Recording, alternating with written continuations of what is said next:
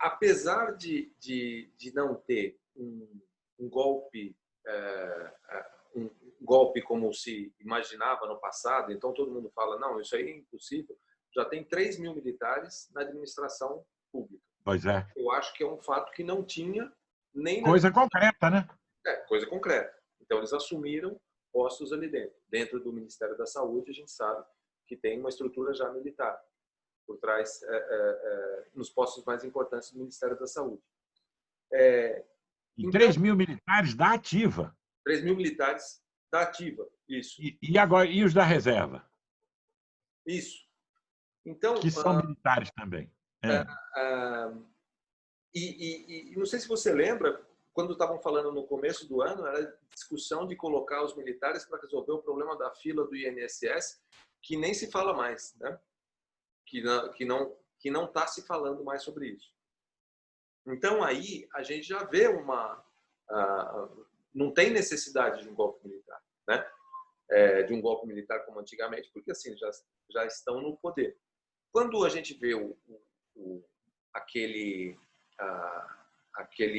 post de ontem do Planalto dizendo que é claro que o governo não vai, deixa eu só repetir como está aqui, as Forças Armadas não cumprem ordens absurdas, também não aceitam tentativas de tomada do poder por outro poder da República.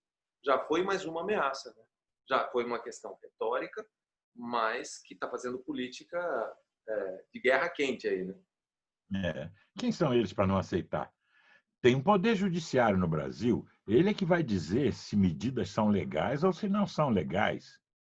Os militares não são juízes dos juízes. Então, isso é um absurdo, não é? E assinado pelo presidente da República e por 2 generais, o vice-presidente e o ministro da Defesa, que se assinam como generais, não é? Que é um negócio general, incrível. É incrível, não é? Então, nós temos Hoje em dia, nessa terceira onda de autocratização que estamos vivendo, os golpes não são mais a moda antiga, não são mais quarteladas, não é?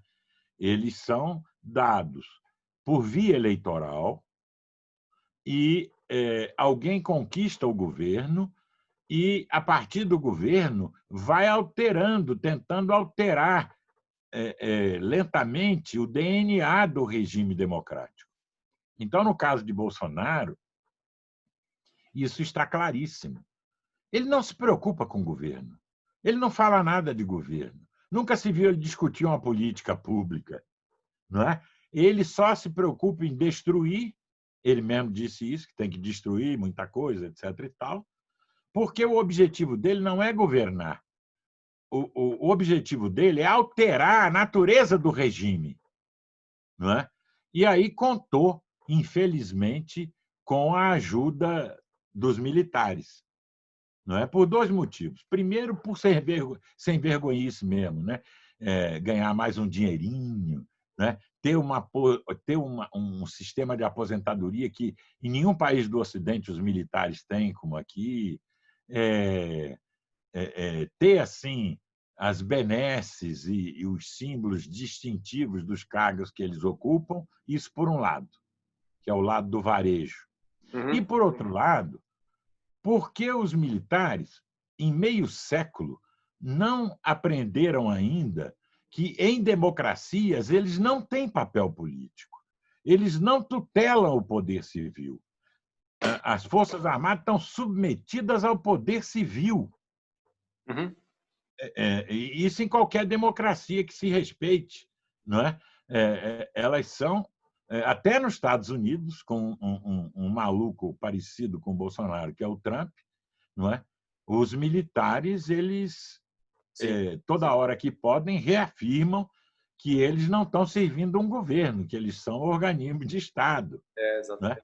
E acabaram Mas no Brasil, esse problema não foi resolvido. Nunca foi resolvido, talvez desde o golpe, que é a proclamação da República, até hoje, nunca foi resolvido. Exato. Né? Os militares se acham, eles acham que a sociedade é menor de idade. Depois eles inventaram uma teoria do inimigo interno, que é uma barbaridade. Então, como as Forças Armadas estão programadas para combater o inimigo, e como eles acham que tem um inimigo interno, então eles passam a assumir lado dentro do país para combater o inimigo. Exato. Não é? Então, eles estão de um lado contra o outro lado. Até o ministro da Defesa falou, numa entrevista à Veja, nesta semana, falou exatamente: se o outro lado não esticar a corda, nós não daremos, nós não queremos dar golpe nenhum. O que ele está dizendo é o seguinte: em primeiro lugar, que eles estão de um lado dentro da nação brasileira, contra o outro lado. O outro lado, quem são? É o inimigo interno. Inimigo de quem? Inimigo deles. Mas eles são uma minoria. Então, ficou claro que as Forças Armadas, baseadas no poder que não é democrático dos seus tanques, dos seus canhões, entendeu? Ela está dizendo o seguinte: eu vou usar isso, essa força bruta, para defender uma minoria contra a maioria. Quem é a maioria? Os 70% que estão do outro lado. Isso. Não é? Então, isso não faz o menor sentido. Isso seria motivo de piada em qualquer democracia que se respeite. Até na democracia americana, que já é defeituosa e que está sofrendo também com a ascensão de um populista autoritário. Até lá isso seria piada. Imagine nas democracias liberais